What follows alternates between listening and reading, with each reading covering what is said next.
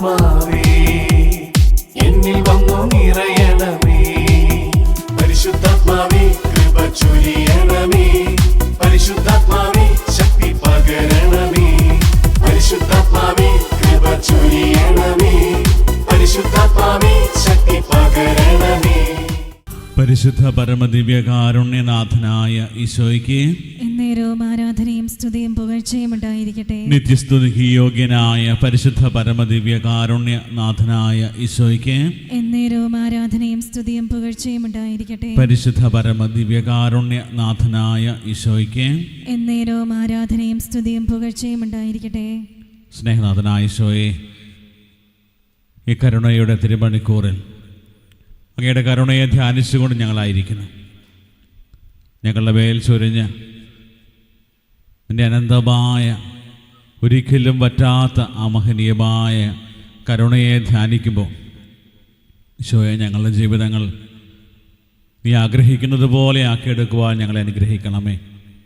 ഈ മണിക്കൂറിൽ നിൻ്റെ പീഡാസഹനത്തെയും കുരിശുമരണത്തെയും നിൻ്റെ വേദനകളെയും എല്ലാം ധ്യാനിക്കുകയും നിൻ്റെ കരുണയിൽ ആശ്രയിക്കുകയും ചെയ്യുന്നവർക്ക് വാഗ്ദാനം ചെയ്ത എല്ലാ കൃപകളും ഞങ്ങളുടെ ജീവിതത്തിലേക്ക് നൽകണമേ എന്ന് പ്രാർത്ഥിച്ചുകൊണ്ട് നമുക്ക് ഒന്ന് ചേർന്ന് പ്രാർത്ഥിക്കാം. ഈശോയുടെ തിരുഹൃദയത്തിൽ നിന്ന് ഞങ്ങൾക്ക് കാരുണ്യ സ്രോതസ്സായി ഒഴുകിയിറങ്ങിയ തിരുരക്തമേ, തിരുജലമേ, ഞങ്ങളങ്ങിൽ ശരണപ്പെടുന്നു.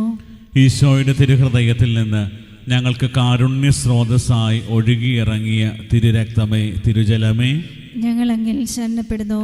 ഈശോയുടെ തിരുഹൃദയത്തിൽ നിന്ന് ഞങ്ങൾക്ക് കാരുണ്യ സ്രോതസ്സായി ഒഴുകിയിറങ്ങിയ തിരുരക്തമേ, തിരുജലമേ, ഞങ്ങളങ്ങിൽ ശരണപ്പെടുന്നു. ഈശോയിൽ പ്രിയപ്പെട്ടവരെ, ദിവ്യകാരുണ്യനാഥൻ്റെ സന്നിധിയിൽ നമ്മളായിരിക്കുമ്പോൾ ഇന്ന ദിവസം വളരെ പ്രത്യേകമായി നമ്മൾ ധ്യാനിക്കുന്നത് പ്രകാരം കർത്താവിൻ്റെ കരുണ അനുഭവേദ്യമാക്കി മാറ്റുന്നവരായി നമുക്ക് മാറാമെന്നുള്ളതാണ്. വചനത്തിലുടനീളം നമ്മൾ കാണുന്ന ഒരു കാര്യമുണ്ട്. അതായത് ദൈവം ആഗ്രഹിക്കുന്നതിന് വിപരീതമായിട്ട് ദൈവത്തിൻ്റെ ജനം പെരുമാറാൻ തുടങ്ങിക്കഴിഞ്ഞപ്പോൾ അതേക്കുറിച്ച് ഒത്തിരി സങ്കടപ്പെട്ടുകൊണ്ട് വീണ്ടും അവരുടെ അടുത്തേക്ക് ദൂതന്മാരെ അയക്കുന്ന ദൈവത്തെ കാണാൻ പറ്റും. യെശയ്യാ പ്രവാചന പുസ്തകം 1-ാം അധ്യായത്തിൽ ദൈവമായ കർത്താവ് യെശയ്യായിലൂടെ പറയുന്ന കാര്യം ഇതാണ്. അതായത് ആകാശമേ കേൾക്കുക, ഭൂതലമേ ശ്രദ്ധിക്കുക, കർത്താവ് അരുളി ചെയ്യുന്നു. ദൈവത്തിൻ്റെ ആ ഒരു വലിയ സങ്കടം മുഴുവനും പ്രവാചകനിലൂടെ പറയുകയാണ്. അതായത് ഞാൻ മക്കളെ പോറ്റി വളർത്തി, അവർ എന്നോട് കലഹിക്കുകയാണ്, ഇസ്രായേൽ ഗ്രഹിക്കുന്നില്ല, എൻ്റെ ജനം മനസ്സിലാക്കുന്നില്ല. ദൈവത്തിൻ്റെ ഒരു വലിയ സങ്കടമാണ് ദൈവം അവിടെ പറഞ്ഞു വയ്ക്കുക. അവിടെ എപ്രകാരമാണ് അവരുടെ ജീവിതങ്ങൾ മാറിയത്, എപ്രകാരമാണ് അവരുടെ സ്വഭാവത്തിൽ വ്യത്യാസം വന്നത്. ദൈവമായ കർത്താവിനെ ചങ്കോട് ചേർത്ത് പിടിക്കേണ്ടവർ ദൈവത്തെ തിരസ്കരിച്ചപ്പോൾ ദൈവം അവരോട് പറഞ്ഞ കാര്യം ഇതാണ്: നിങ്ങൾ കരങ്ങൾ ഉയർത്തുമ്പോൾ ഞാൻ നിങ്ങളിൽ നിന്ന് മുഖം തിരിക്കും. നിങ്ങൾ എത്ര പ്രാർത്ഥിച്ചാലും ഞാൻ കേൾക്കുകയില്ല. നിങ്ങളുടെ കരങ്ങൾ രക്തപങ്കിലമാണ്. നിങ്ങളെ തന്നെ കഴുകി വൃത്തിയാക്കുവൻ. നിങ്ങളുടെ ദുഷ്കർമ്മങ്ങൾ എൻ്റെ സന്നിധിയിൽ നീക്കി കളയുവൻ. നിങ്ങളുടെ അകൃത്യങ്ങൾ അവസാനിപ്പിക്കുവൻ. അതായത് ദൈവം പറഞ്ഞു വയ്ക്കുന്ന കാര്യം, അതായത് നിങ്ങളുടെ ജീവിതത്തിൽ ഞാൻ ആഗ്രഹിക്കുന്നതിന് വിപരീതമായിട്ടാണ് നിങ്ങൾ പെരുമാറുക. അതുകൊണ്ട് ഒത്തിരിയേറെ സങ്കടമാണ്. നിങ്ങൾ പ്രാർത്ഥിച്ചാൽ പോലും ഞാൻ നിങ്ങളിൽ നിന്ന് മുഖം തിരിച്ചു കളയും.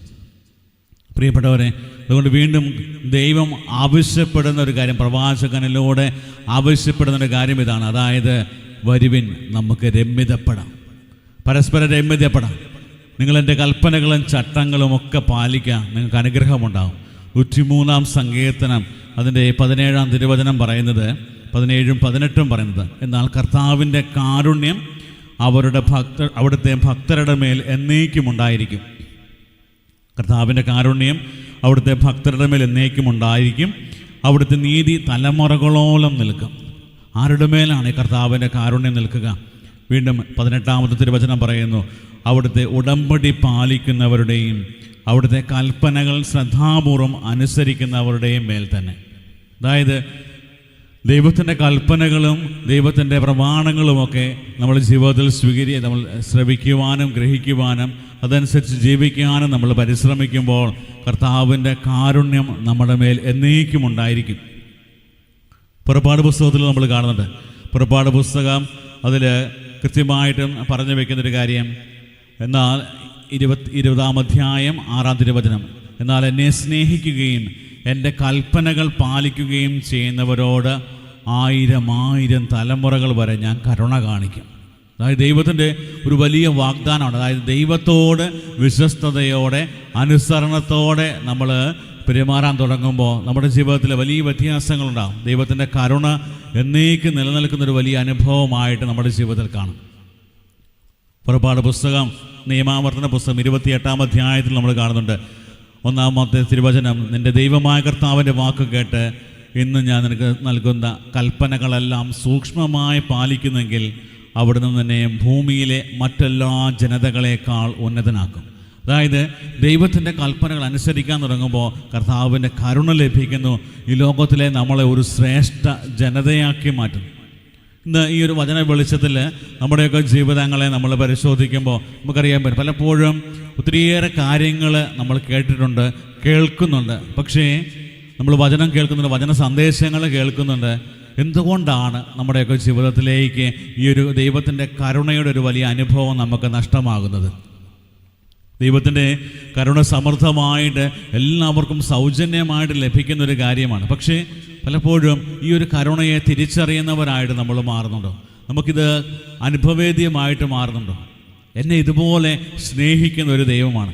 ദൈവത്തിൻ്റെ ആ ഒരു സങ്കടമാണ്. അതായത് ഇതുപോലെ ഞാൻ സ്നേഹിച്ചിട്ട്, ഇതുപോലെ കരുണ കാണിച്ചിട്ട് എൻ്റെ ജനം എന്നെ മനസ്സിലാക്കുന്നില്ല, എൻ്റെ ജനം എന്നോട് മറുതലിച്ച് നിൽക്കുകയാണ്. ഇതാണ് ദൈവത്തിൻ്റെ ഏറ്റവും വലിയ വേദന. പ്രിയപ്പെട്ടവരെ, ഇന്ന് നമ്മുടെയൊക്കെ ജീവിതങ്ങളെയും നമ്മൾ പരിശോധിക്കുമ്പോൾ നമുക്ക് മനസ്സിലാകുന്നൊരു കാര്യമാണ്. അതായത് ദൈവത്തിൻ്റെ കരുണ എന്തുമാത്രം നമ്മളോട് മേൽ ചൊരിഞ്ഞുവെന്ന് നമുക്ക് തിരിച്ചറിയാൻ പറ്റുന്നുണ്ട്. അത് നമ്മുടെ ജീവിതത്തിൽ അനുഭവേദ്യമാകണമെന്നുണ്ടെങ്കിൽ ദൈവത്തിൻ്റെ കൽപ്പനകൾ പാലിക്കുന്നവരായിട്ട് നമ്മൾ മാറും. അതായത് ദൈവത്തിൻ്റെ ഹിതം പൂർത്തിയാക്കുന്നവരുടെ ജീവിതത്തിലേക്കാണ് കർത്താവിൻ്റെ കരുണ ചൊരിയുന്നത്. മത്തായിയുടെ സുവിശേഷം 7-ാം അധ്യായം 21-ാം തിരുവചനത്തിൽ പറയുന്നുണ്ട്, കർത്താവേ കർത്താവേ എന്നോട് വിളിച്ചപേക്ഷിക്കുന്നവനല്ല, എൻ്റെ സ്വർഗസ്ഥനായ പിതാവിൻ്റെ ഇഷ്ടം നിറവേറ്റുന്നവനാണ് സ്വർഗരാജ്യത്തിൽ പ്രവേശിക്കുക. പറഞ്ഞാൽ മാത്രം പോരാ, അത് ജീവിതത്തെ അത് പ്രാവർത്തികമാക്കാനും നമ്മുടെ ജീവിതത്തിൻ്റെ ഭാഗമായിട്ട് മാറുകയും ചെയ്യണം. നമുക്കറിയാം, നമ്മുടെയൊക്കെ ജീവിതങ്ങളിലേക്ക് നമ്മൾ നോക്കുമ്പോൾ പലപ്പോഴും വിശുദ്ധ കുർബാനയിൽ പങ്കെടുക്കുന്നുണ്ട്, വചനം വായിക്കുന്നുണ്ട്, പ്രാർത്ഥിക്കുന്നുണ്ട്. പക്ഷേ നമ്മൾ എന്തുമാത്രം പ്രാധാന്യം ദൈവത്തിന് കൊടുക്കുന്നുണ്ട്? ദൈവത്തിൻ്റെ കൽപ്പനകൾക്കും ചട്ടങ്ങൾക്കും അതുപോലെ ദൈവം ആഗ്രഹിക്കുന്നത് പോലെ നമ്മൾ ജീവിക്കുന്നതിന് വേണ്ടി എന്തുമാത്രം ത്യാഗം നമ്മൾ എടുക്കുന്നുണ്ട്? അതിലേക്ക് നോക്കുമ്പോൾ നമുക്കറിയാൻ പറ്റും, നമ്മൾ പ്രാർത്ഥിക്കുന്നതിൻ്റെ കണക്കല്ല, മറിച്ച് ദൈവഹിതം നമ്മുടെ ജീവിതത്തിൽ പൂർത്തിയാക്കുന്നതിന് നമ്മളെടുക്കുന്ന ത്യാഗത്തിനാണ് ദൈവം ഏറ്റവും കൂടുതൽ വില കൊടുക്കുക. അതായത് കൽപ്പനകളും ചട്ടങ്ങളുമൊക്കെ കൃത്യമായി പാലിച്ച് ദൈവത്തോട് വിശ്വസ്തയോടെ അനുസരണത്തോടെ നിൽക്കുമ്പോൾ ദൈവം നമ്മളെ ഒരു ശ്രേഷ്ഠ ജനതയായിട്ട് ഉയർത്തുമെന്നത് ദൈവത്തിൻ്റെ വചനത്തിലൊരു വാഗ്ദാനമാണ്. അത് പൂർണ്ണമായിട്ടും വിശ്വസിക്കാനാണ് നമുക്ക് സാധിക്കണം. അങ്ങനെ നമുക്ക് സാധിക്കണമെന്നുണ്ടെങ്കിൽ മത്തായിയുടെ സുവിശേഷത്തിൽ 7-ാം അധ്യായത്തിൽ നമ്മൾ പറയുന്നത് പോലെ നമ്മുടെയൊക്കെ ജീവിതങ്ങൾ ക്രിസ്തുവിൽ പണിയപ്പെടണം. ക്രിസ്തുവാകുന്ന അടിത്തറയിൽ പണിയപ്പെടുന്നവരായിട്ട് മാറണം. നമ്മളൊരു ഭവനമൊക്കെ പണിയുമ്പോൾ അതിൻ്റെ അടിത്തറ ഏറ്റവും ശക്തമായിരിക്കണം. മണൽപ്പുറത്ത് കൊണ്ട് ആരും ഒരു വലിയ വീടൊന്നും പണിയാറില്ല. കടൽ തീരത്ത് നമുക്ക് നോക്കുകയാണെങ്കിൽ അവിടെയൊക്കെ ഒത്തിരിയേറെ ആളുകൾ കൃത്യമായിട്ടും ഓരോ രൂപങ്ങളും അതുപോലെ തന്നെ ചെറിയ വീടുകളൊക്കെ, കളി വീടുകളൊക്കെ ഉണ്ടാക്കും. അടുത്ത തിരമാല വരുമ്പോൾ അത് മുഴുവനും മാഞ്ഞു പോകും. അതേ സമയത്ത് പാറമേൽ പണിത ഭവനം പോലെ നമ്മുടെ ജീവിതങ്ങൾ ഉറപ്പുള്ളതാകണമെന്നുണ്ടെങ്കിൽ നമ്മുടെ ജീവിതങ്ങൾ ക്രിസ്തുവിൽ അടിയുറച്ചതായിട്ട് മാറണം. പ്രിയപ്പെട്ടവരെ, വചനം നമുക്ക് തരുന്ന ഒരു വലിയ ബോധ്യം, അതായത് ദൈവത്തോട് വിശ്വസ്തയോടെ അനുസരണത്തോടെ പെരുമാറാൻ നമുക്ക് സാധിക്കും. നമ്മുടെയൊക്കെ ഒരു വലിയൊരു പ്രശ്നമാണ് അനുസരിക്കുക, അല്ലെങ്കിൽ ദൈവത്തോട് വിശ്വസ്തയോടെ ആയിരിക്കുക എന്നൊക്കെ പറയുന്നത് ഒരു വലിയ കുറച്ചിലുള്ള കാര്യമാണ്. പ്രാർത്ഥിക്കാൻ പോകാം, പള്ളിയിലൊക്കെ പോകാം, ഒരു പറയുന്ന കാര്യങ്ങളൊക്കെ കേൾക്കാം, വചന സന്ദേശങ്ങളൊക്കെ കേൾക്കാം, ധ്യാനത്തിനൊക്കെ പോകാം, ഇതൊക്കെ നമുക്ക് താല്പര്യമൊക്കെ ഉണ്ട്. പക്ഷേ അതനുസരിച്ച് നമുക്ക് ജീവിക്കാനായിട്ട് സാധിക്കുന്നുണ്ടോ? ദൈവത്തിൻ്റെ ഹിതത്തിന് പ്രാധാന്യം കൊടുത്ത്, അതായത് എന്നിലുള്ള പാപത്തിൻ്റെ അവസ്ഥകളേക്കാൾ കൂടുതലായിട്ട് എന്നെ ആത്മാവ് പ്രേരിപ്പിക്കുന്നത് പോലെ ജീവിക്കാൻ ദൈവം എന്നിൽ നിന്ന് ആഗ്രഹിക്കുന്നത് ഇതാണ് എന്ന് പറഞ്ഞുകൊണ്ട് ആ ഒരു കാര്യത്തിന് കൂടുതൽ പ്രാധാന്യം കൊടുക്കാനായിട്ട് എനിക്ക് സാധിക്കുന്നുണ്ട്. അവിടെ അപ്രകാരം നമ്മൾ ജീവിതങ്ങളെ മാറ്റാൻ തുടങ്ങുമ്പോൾ നമ്മുടെ ജീവിതങ്ങൾ മാറും. പ്രിയപ്പെട്ടവരെ, ഇന്ന് നമുക്ക് പ്രത്യേകം പ്രാർത്ഥിക്കാം. അതായത് കർത്താവ്, നിൻ്റെ വചനം കേൾക്കുന്നവരായി മാത്രം മാറാതെ അത് അനുവർത്തിക്കുന്നവരായി മാറാൻ കൃപ തരണമേ. അനുസരിക്കാനായിട്ടുള്ള കൃപ തരണം. നമുക്കറിയാം, നമ്മുടെ ജീവിതത്തിൽ ഒത്തിരിയേറെ അസ്വസ്ഥതകളൊക്കെ ഉണ്ടാകുന്നുണ്ടെങ്കിൽ അതിനൊക്കെ പിന്നിൽ ഈ ഒരു അനുസരണക്കേടാണ്. ആദ്യ മാതാപിതാക്കളുടെ ജീവിതത്തിലും കുറവുകൾ സംഭവിച്ചത് അവർക്ക് അനുസരിക്കാൻ അവർ മറന്നുപോയി എന്നുള്ളതാണ്. പ്രിയപ്പെട്ടവരെ, ഈ അനുസരണത്തിൻ്റെ കൃപ ലഭിക്കാൻ വേണ്ടി, അനുസരണത്തിലൂടെ നമ്മുടെ ജീവിതത്തിലെ ദൈവത്തിൻ്റെ കരുണ ലഭിക്കാൻ വേണ്ടി നമുക്ക് ആഗ്രഹിച്ച് പ്രാർത്ഥിക്കാം.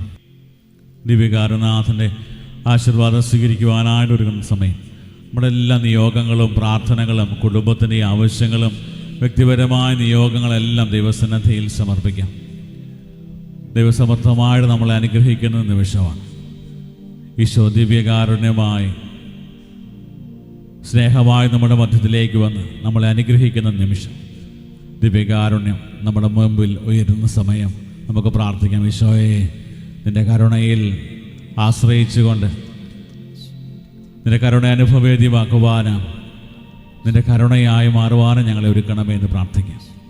നമ്മുടെ ആവശ്യങ്ങളും നിയോഗങ്ങളും, പ്രത്യേകിച്ച് പ്രാർത്ഥനാ സഹായം ആവശ്യപ്പെട്ട എല്ലാവരെയും കർത്താവിൻ്റെ ആ ഒരു വലിയ കാരുണ്യത്തിലേക്ക് സമർപ്പിച്ച കർത്താവെ, ഞങ്ങൾ അങ്ങിൽ ശരണപ്പെടുന്നു എന്നുള്ള പ്രാർത്ഥനയോടെ ദിവ്യകാരുണ്യനാഥൻ്റെ ആശീർവാദം നമുക്കിപ്പോൾ സ്വീകരിക്കാം.